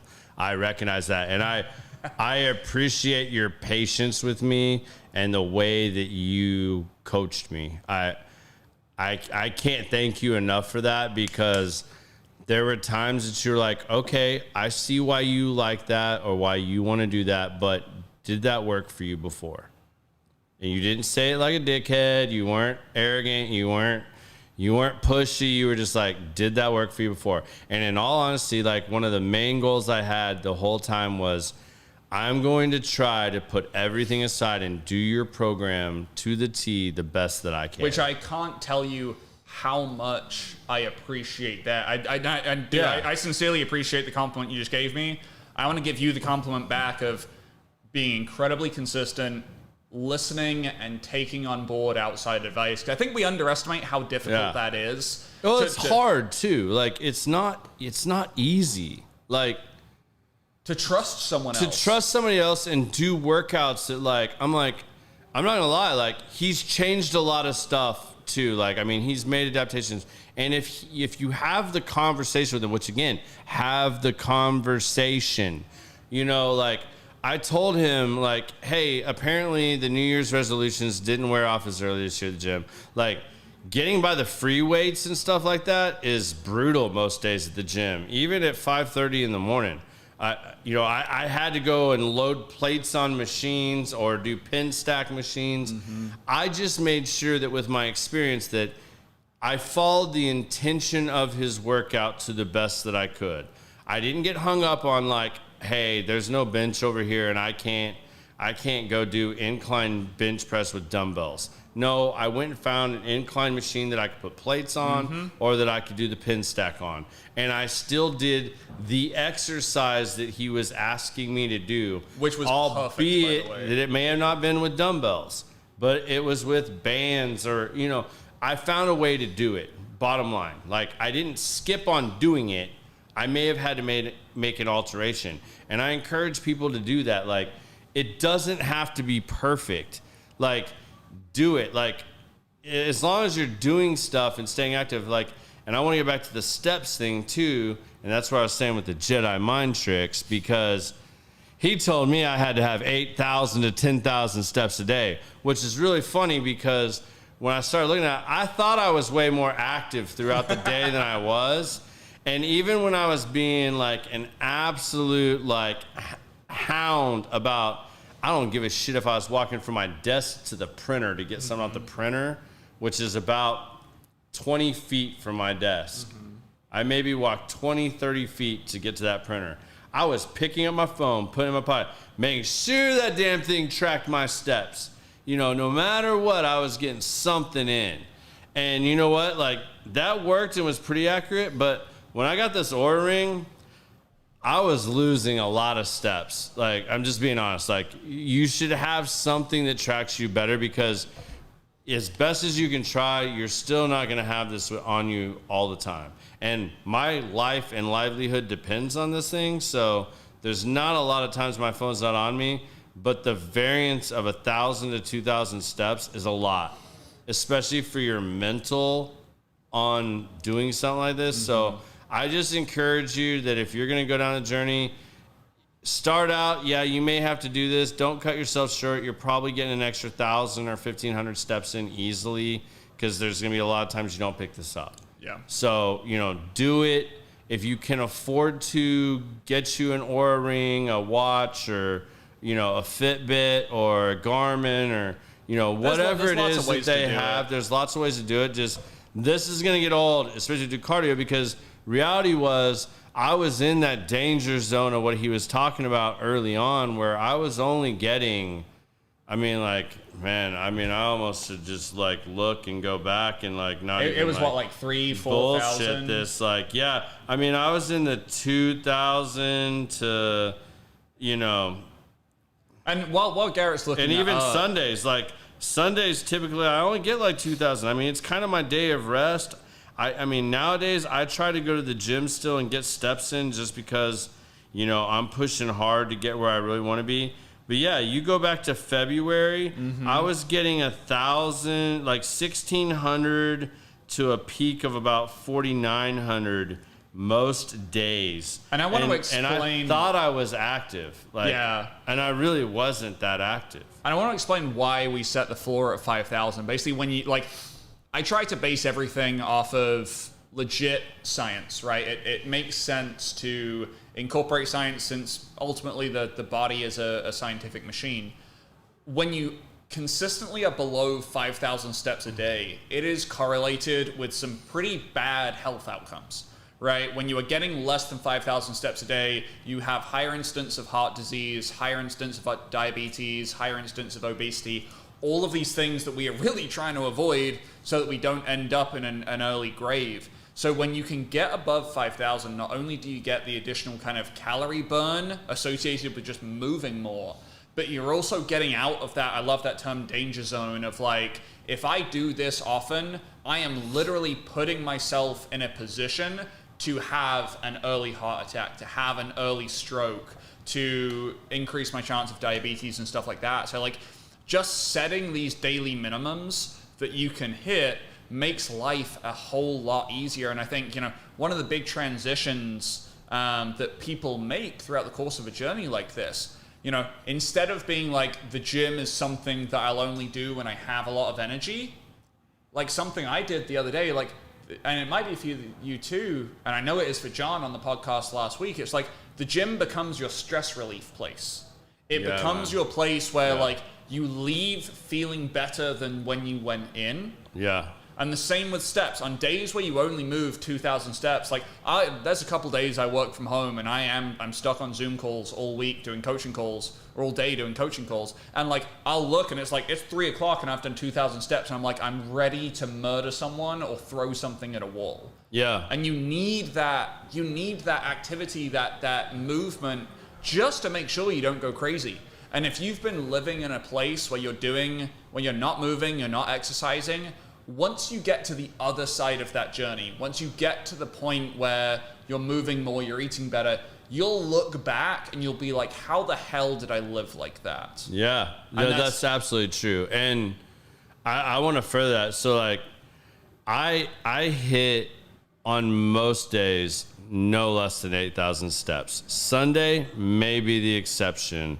And that just depends. And I'm listening to the Oura Ring a lot more, because it tells me like, you know, like right now I'm about to have I might have a root canal next week. I'm fighting an infection. Ugh. My body temperature and stuff's a little bit off. I'm a little less restful or rested than I should be. And it's telling me that my body is showing that. So even on antibiotics right now, like, you know, like it's letting me know that. So there are certain days that I am taking it a little bit easier. But even prior to that, when I realized how sedentary the majority of my life was, the first few weeks, just worry about like learning the workouts, because it sucks. And I really hated this. Like, I'm not going to lie. Like, this is one of the worst parts. Sitting here on the gym, because I felt like one of these jackasses that's just like playing on their phone, taking selfies in the gym and shit like that I really can't stand. And, you know, sitting on a machine and on its phone. Well, I was sitting on here because I wanted to make sure I was doing my exercise right. And I was like looking at here because I wasn't used to the routine. Because your routine is different than anything I've ever done, because it's full body every day. It's full body. And, you know, we can go into that if you guys want. You know, I'll let Alex take the lead on that maybe in a minute. But I had to learn the routine. Once I knew what the routine was, then I didn't need my phone as much. I just had to remember to go in and plug in my sets and like do that. Or some days I didn't even worry about it. Like, if I knew I did it, then I knocked it off. Like, you know, if it's Thursday and I already did it, I didn't like go up and weight a huge amount and like I need to worry about like knowing next time that, you know, I chest pressed 140 or, you know, whatever it was. So I marked it as complete, and, you know, I didn't become a stickler on that. And there were certain things that I mean, you and I talked about this too. Like, there's some things I never did in the program. Like, I hate to admit that. I'm telling you that live on the podcast. And it was mainly the ab exercises, because I know at my age and core, like, I'm not trying to build my abs up or my core to like where they're like protruding or anything like that. Like, I'm not a bodybuilder. I get enough core and ab activation as it is. Now, for the first few weeks, I did it with all the stretches and everything. But, you know, like, we've got this like vibrating plate and stuff like that I warm up on. I did that for 5 minutes instead of jogging for 5 minutes. Sure. But where I did do things that like he didn't ask me to do was, he did ask me to hit 8,000 steps a day. So when I realized what it took to get 8,000 steps, well, I got to where I knew my routine. I could go in, knock out my workout, 30 minutes, 40 minutes max. And then what I did, even if it wasn't a cardio day, because like right now it's Monday, Tuesday lift, Wednesday cardio, Thursday, Friday lift, Saturday cardio, Sunday optional for me. So what I did do and implemented, because I saw the variance there, was I was only hitting 4,000 or 5,000 steps in a day if I just went about my normal life and I lifted that day. Well, I knew that wasn't good. So at the end of my workout, I just went and walked on the treadmill. As boring as it is, I watched SportsCenter, listened to an audiobook, jammed out some tunes, whatever I was in the mood for that day. And I did no less than 20 minutes. Some days I did 45 minutes. Some days I did 30 minutes. But I just made sure I was getting those steps in so that, you know, if it ended up being a great day, shit, I may have got 10,000, 12,000 steps in. But I did that every day. And then on the cardio days, I knew at my weight and I knew my body enough to know that, like, I couldn't go jog for 30, 45 minutes straight. Like, I probably would have fucked my knees up. I probably, you know, I'd have done something. So what I did do is resort back to something I was comfortable with, and I did like a mini hits thing where I walked at 3.3 to 3.8 miles per hour. I would do that for 3 minutes, and then I would bump it up to 5 miles per hour, and I would lightly jog for 2 minutes, and then I'd turn it right back down. And I did that for 45 minutes to an hour on my cardio days. I've done that the entire 8 weeks of this program, and where it may have been, you know, jog for 30 minutes or row for 30 minutes or whatever for 30 minutes, I did that instead. I felt like that was a good compromise. Absolutely. I was getting my heart rate up. I was sweating. I was staying in a comfort zone. And now I'm probably in the second half going to do some more mixing it up, because I'm not as worried about my knees or my ankles because I've dropped 21 pounds. Which is a hell of a difference. 21 pounds off of me is not as hard on the rest of my body now. And I want to jump in on a couple of things you said there. So, you said, we skipped the ab stuff sometimes in the back half of the program, though, certain things were skipped. And I want to emphasize just how okay that is. Because one of the things I like to preach, I guess, is that imperfect action beats perfect inaction. All right, and I'm going to say that again. I may have said this on the He says this a lot, like even in the program and stuff. That's why I knew I could say this and get him to say this. It's so doing something is better than nothing. And if you set this binary standard where like I have to do exactly what Alex says, exactly how he said to do it, otherwise it's not doing it all. If you set yourself that binary standard, eventually your default setting will be, I can't do it, so I won't do it. Well, and there was a time period too when we went from week 4 to week 5 where you changed up our workouts. One of the things, and you and I didn't have a call for 2 weeks in that time period, but you were cool with it the minute I talked to you about it, is you had goblet squats on there. Yeah, you're not a fan. And I'm not a fan. I'm absolutely not a fan. I'd rather do lunges. For those of you that work out, I'd rather do lunges than which is weird, effing by the way. Goblet squats. Yeah, I'm the opposite. I can't do lunges. I'll do lunges over goblet squats. So, again, I made a decision because, like, I did it that day. It made my muscles feel weird. I was too tight in my hip flexors or something. And I felt like, hey, this just isn't for me. So all I did was he wanted me to target that muscle. I went and did something else that still achieved that. I did not do it. I didn't do his exercise, but I did the exercise for that muscle. And that is a perfect example. And we didn't have that conversation for 2 weeks. No, we didn't. And you're like, hey, man, that's cool. If you don't like that or that makes you feel weird, I definitely don't want you doing that. Yeah. Like, I can give you 10 other things to do. I can even give you shit to do with just your body weight that I'm perfectly happy with you doing instead of that. Like, some of this, know your own body. Like, if something doesn't feel right or you're not, maybe you don't feel like you're executing it right, just go execute what you know will still do that same body part and then have the conversation with Alex and be like, hey, bro, today I was in the gym. And, any good coach is going to help you work through that. It's not a absolutely do my program or you're not going to succeed. It's have a conversation.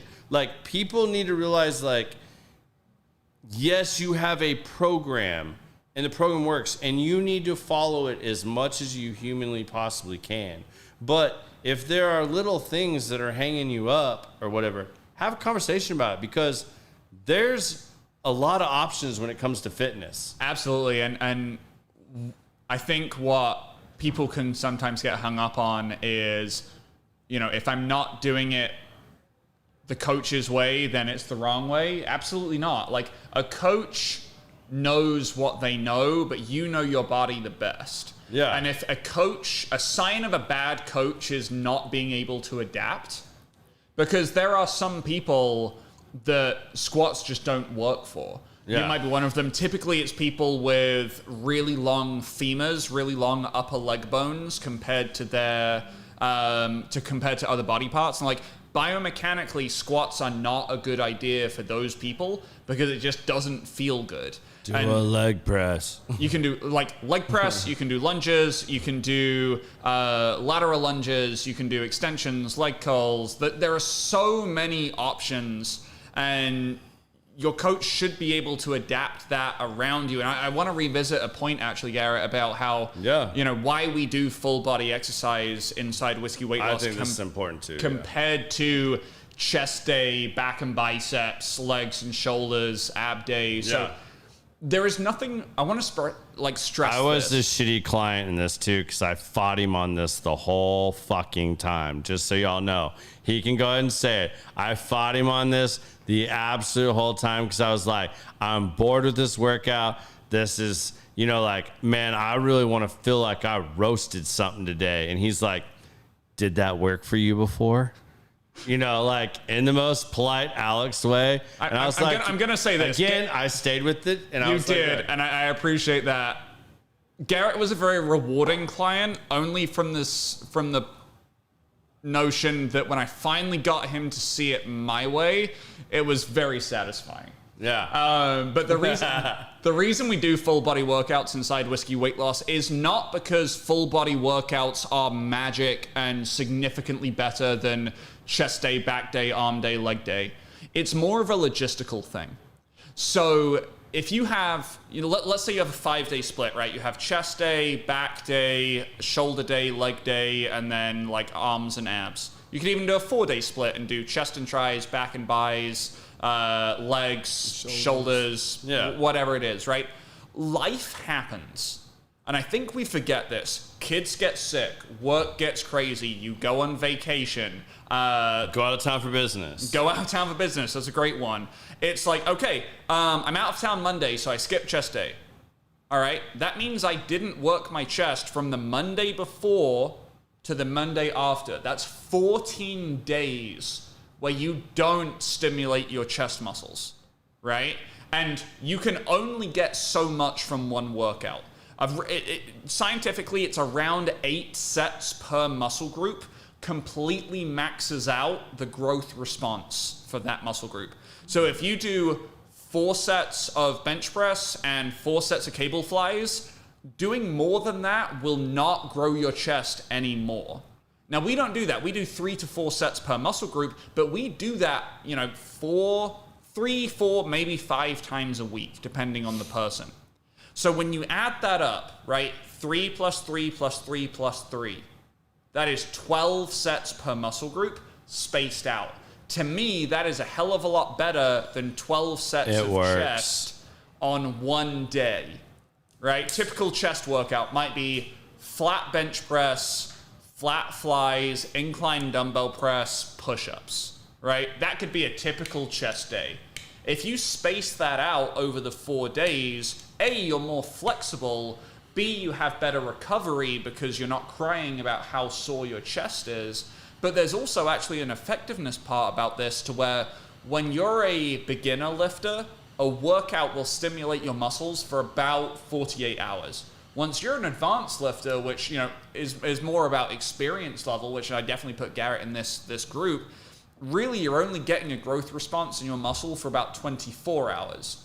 So if you blast the crap out of your chest on Monday, right? Your chest is singing, right? It's growing for 24 hours, maximally so.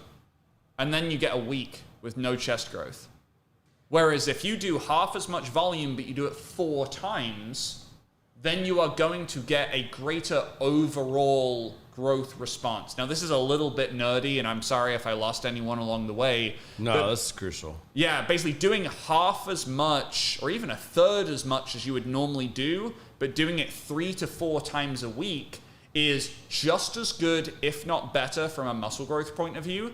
It fits better logistically, and you are still sore in the case of like, I felt my muscles work, but I'm not so sore that I can't sit down to take a shit because my legs hurt so And then bad. when you realize that, like, okay, I'm back into decent shape. I still wouldn't say great shape, but like I'm back into decent shape. I didn't injure myself in 8 weeks. I didn't do anything crazy.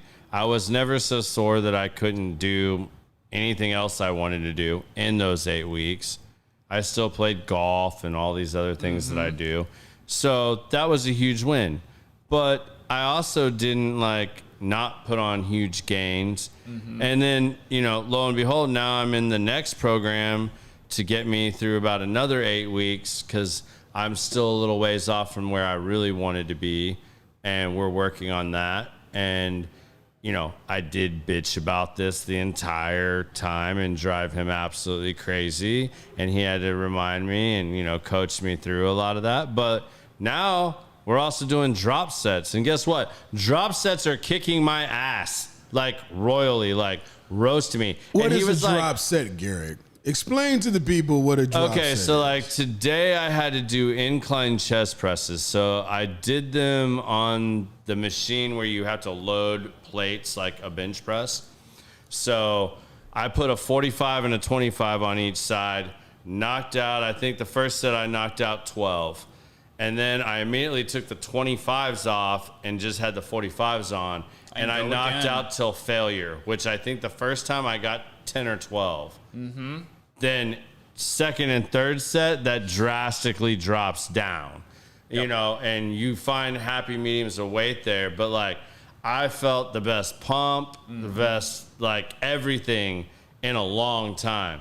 And, you know, in Alex's defense too, he also said like, okay, if you're going to keep being this dickhead and hounding me throughout this. Not my exact phrasing, but not as exact. He used some other more favorable English word that I wish I could remember right now. Probably called me a wanker or something, you know, but in my head. Yeah.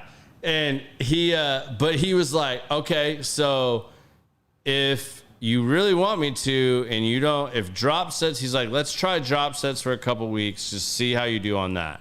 Because again, remember, I've also been in a weird plateau where I'm getting great measurements, weight still kind of sticking a little bit here and there, and that's just part of the thing.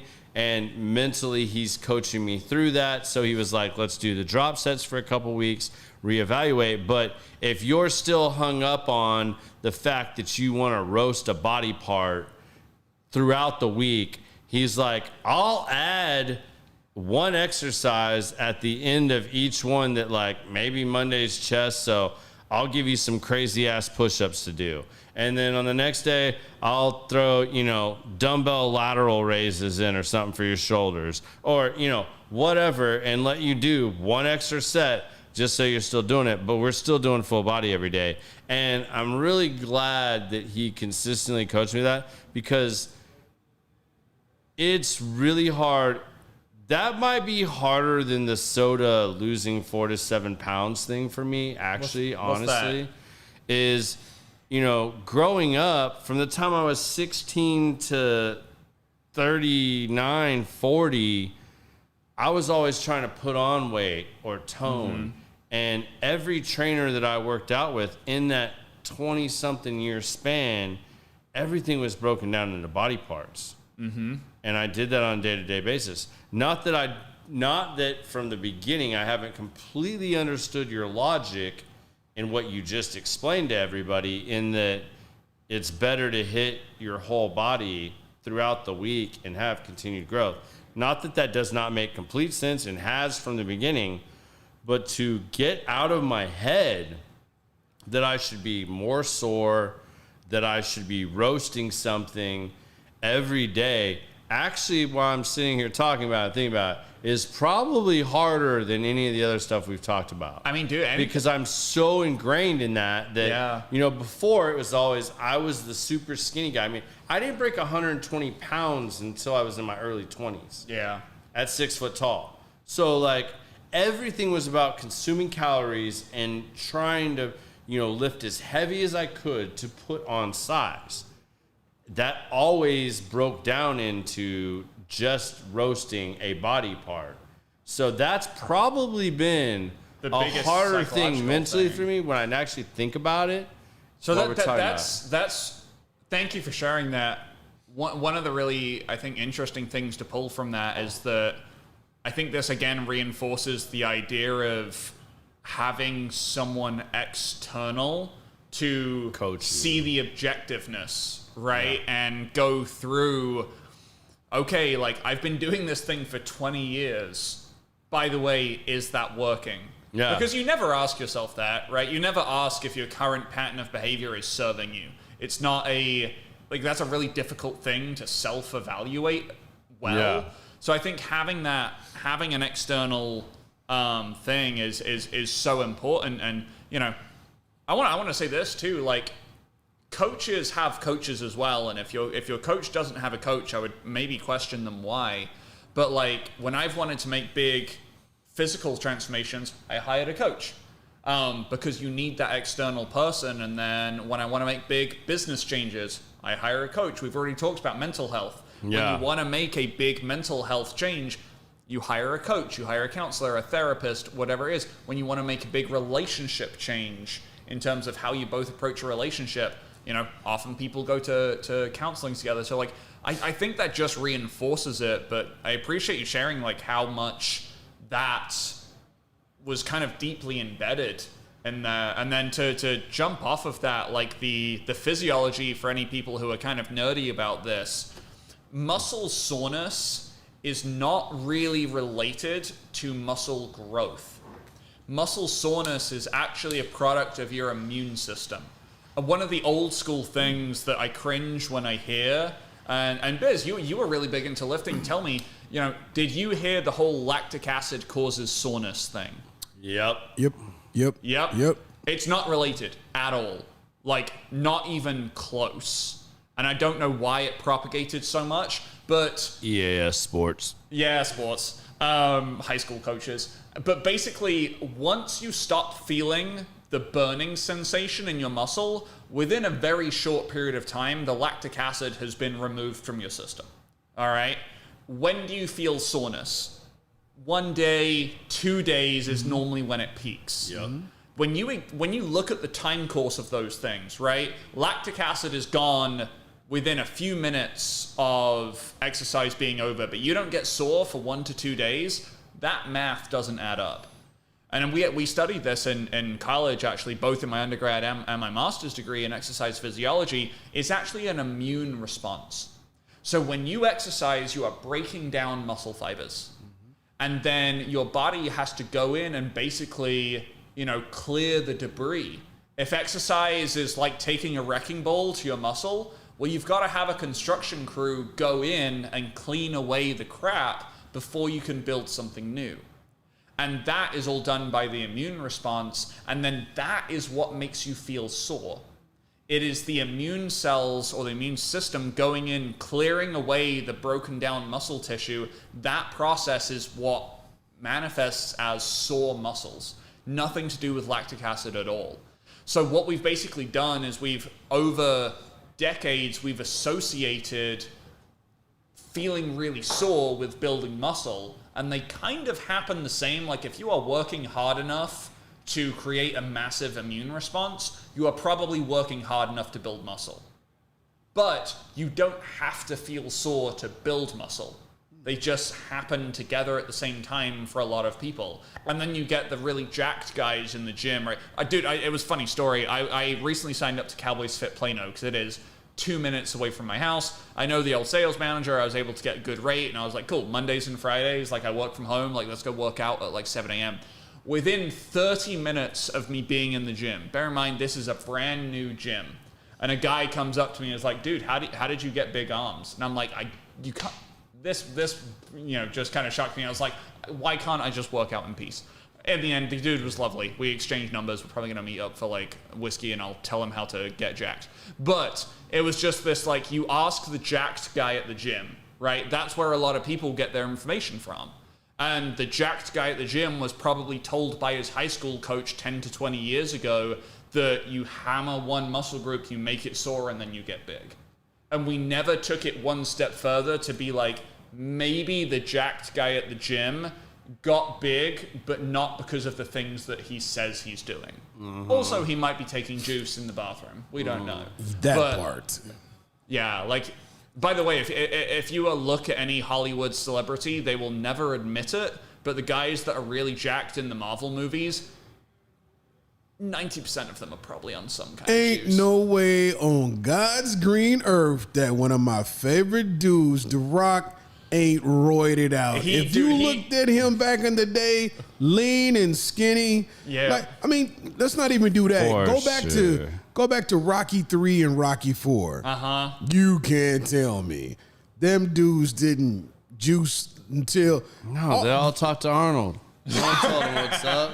There's a guy I follow called Cali Muscle, and Cali Muscle I remember that guy. Huge. If you look at him now, he looks like he caught the AIDS, but he's fine. He had some health problems. And I just watched him on TikTok the other night, and he says, if I was to go back in time, the one thing I would not have done was been on that juice. I would have tried to been natural with it, because of all the things that happened. If you remember the famous wrestler, who was the wrestler that had roid rage and killed his family? Benoit. There you go. Chris Benoit. I remember that guy. Yeah. He was like my favorite wrestler as a kid. The Ultimate Warrior. Look at all these dudes. Don't nobody get like that, stay like that if they're not juicing. No. Dude, this is actually a fun. But you can get where you want to get, like, and be really happy with your body without doing all that shit. Oh, yeah. Well, all those guys are in industries that count on vanity and looks. Yeah, and that's what he it is. jokes to me, like, he saw me and my wife at a chili cook-off recently, and he's like, your arm's as big as mine yet? You know, like, joking with me and stuff like if my doctor told me where I needed to be, and I'm 6 foot tall, you're an inch taller than me, would tell me I need to be around 185. They would actually tell me between 165 and 185. I would look horrible at 165. 165 is... That's just brutal. Like, that's not right. But I've now come to the terms that, like, I'm at 220. We'll just call it 220 right now. Somewhere around 205, between 195 and 205 is going to be my happy place. And that's what we're working towards right now.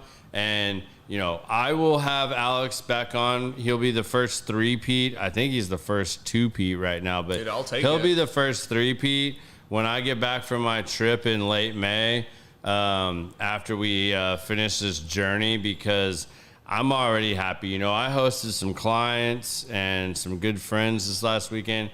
First time the wife and I had people over that got in the hot tub with us. And for the first time in a long time, I was not embarrassed to take my shirt off. I mean, like, it felt good. Like, I was just like, am I where I want to be? No. But you know what? I'm not ashamed or embarrassed or, you know, anything like that. So, like, I know that's coming. It keeps me motivated. I highly suggest people that you find you a coach. I mean, I've had lots of coaches. And I can honestly say, and I hope I don't hurt anybody's feelings that is watching this or watches it later, Alex coaching has done more for me than any other coaching that I've ever had.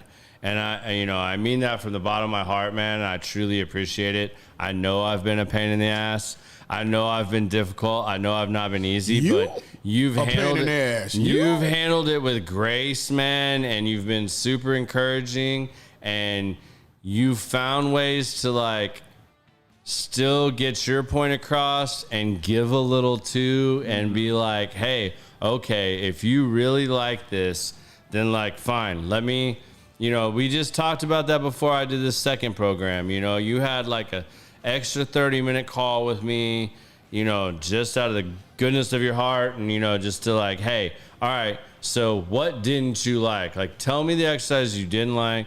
Tell me what other ones you really like doing, and I'll find a way to implement that into your program. And, like, we'll modify a little bit. Like, yours is not going to be the same, you know, like, we'll do that. Like, we can make it, because you do at the end of the day have to enjoy at some point. And, you know, like, you're going to find joy as you go through the journey and the progress. Like, the journey is the fun, like, getting there and seeing it, like, waking up and taking your shirt off or not having a shirt on and, like, going in and being like, oh shit, like, I dropped a level, like, a level fell off. Like, the scale ain't saying it yet, but, like, you know, seeing those things and people telling you and encouraging you and doing things like that, like, it's super important. So, like, put good people around you, find you a good coach. Again, I'm going to say this again. Alex won't say it, but, like, I paid 3 times as much for the soda program as I paid for Alex's.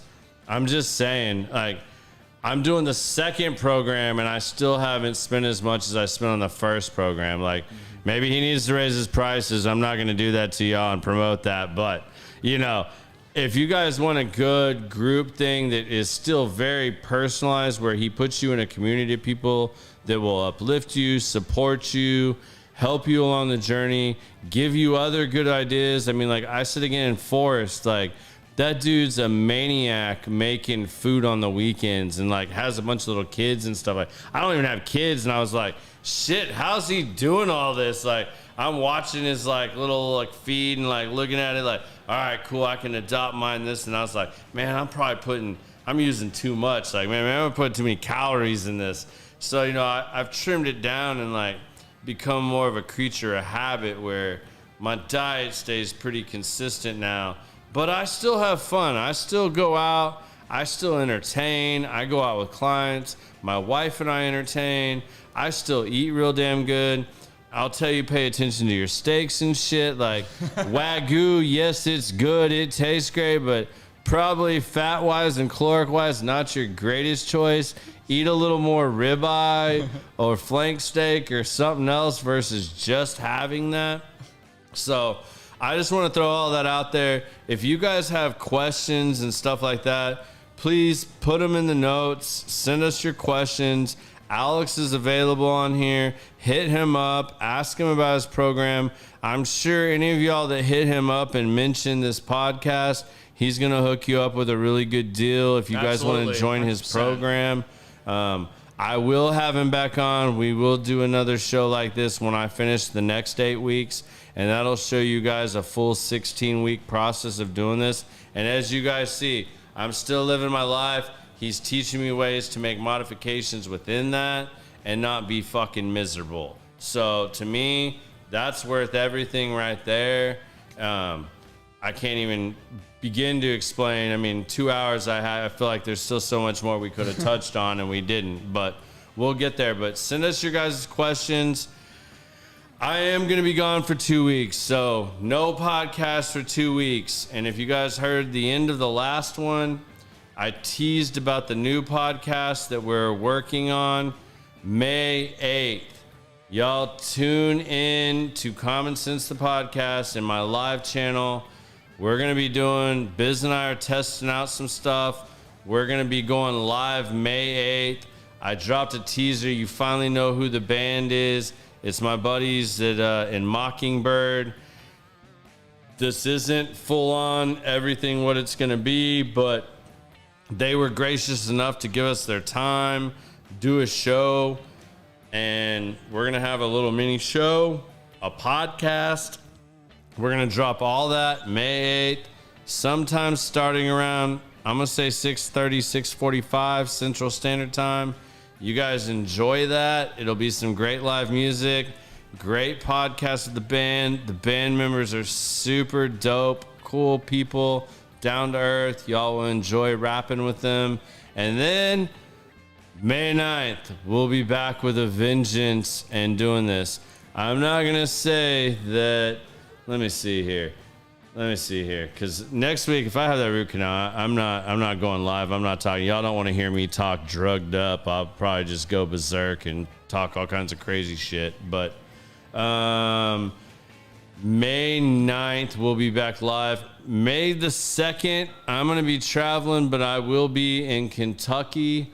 I may go live for a little bit. I have a client I'm going to be visiting, and he likes to talk, and him and I like to drink bourbon. It's likely you guys might get a random live podcast, but no promises. But, Alex, thank you so much, my friend. I can't thank you enough for what you've helped me do and get back on this journey. And I look forward to what else is coming, man. Hell yeah, man. This has been such a blast to go through this with you. This podcast has been so much fun. I can't thank you enough for having me on and just exploring the journey with you. And, you know, when our professional relationship ends, I'm really excited to continue our personal relationship. You know, yeah, absolutely. I can't wait to see what you guys do with this podcast and keep it running. Absolutely. So, y'all, give Whiskey Weight Loss a shot. Hit my boy up. Talk to him. He'll hook you up. I mean, y'all, go look at the pictures. I mean, 21 pounds, 5 inches off your waist. That's like at least a jean size or two down. So, I mean, like, I'm getting to wear old jeans that were like my favorite jeans that I now get to bring out of the closet again. Like, they're awesome. It's greatness. T-shirts fit way better. It's fun being able to get into a large and not an extra large. Just saying. So hit him up. Take a look at it. I thank every one of you for listening and following the podcast. Give it a like, share if you guys enjoyed this.